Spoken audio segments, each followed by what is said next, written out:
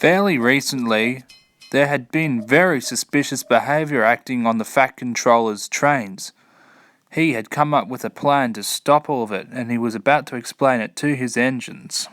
I understand that fairly recently there has been loads and loads of suspicious behaviour on our trains. So from now on, I will be getting some PSOs to ride the trains 7 days a week and for 24 hours while we are running. What is a PSO, sir? Asked Alistor. Protective Service Officers, Alistor. They wear the same uniform as the police, and they pretty much have the same power as the police, except they work on trains, the Fat Controller explained. The next morning, it was Gino's turn to take the express. 5 PSOs were patrolling his train that day, as it was the 5-carriage consist. One by one, they each got in one of the 5 carriages. Then it was time to depart.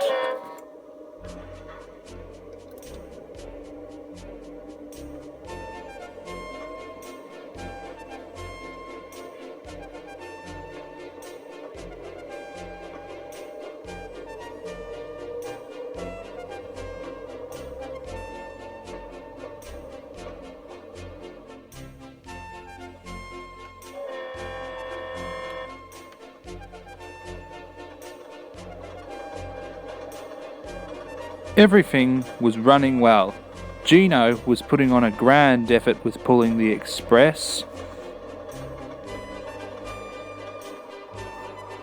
That was until they reached the first station.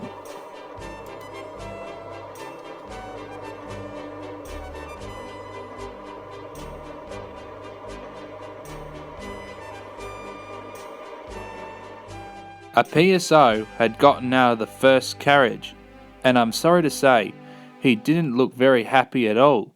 He actually looked very cross. That was a terrible ride, he boomed.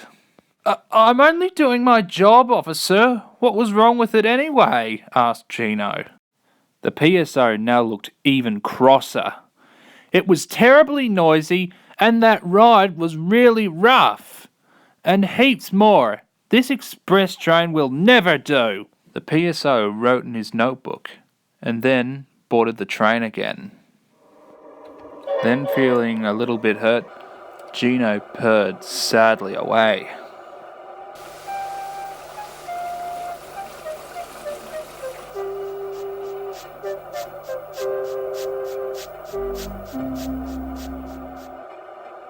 But by the time that they had returned, things were no better.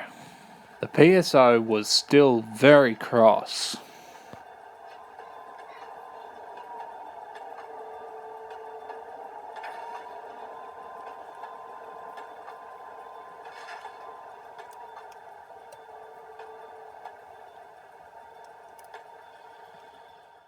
What's with you?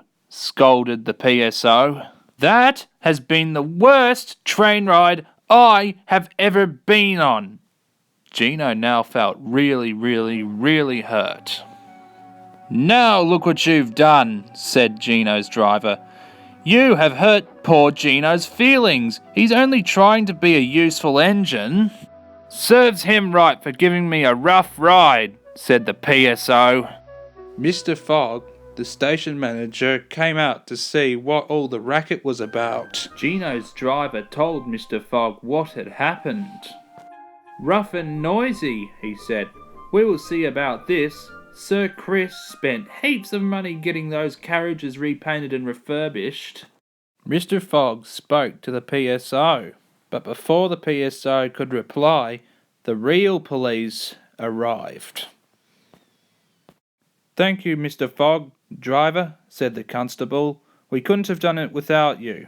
It turned out the PSO wasn't a PSO at all. He had been a criminal who had escaped from prison who hated trains and dressed up as a PSO. He was led away in handcuffs. After that, everything worked out well, and no PSOs criticised any engine at all. And now, I shan't tell you any more, for we have finished the story.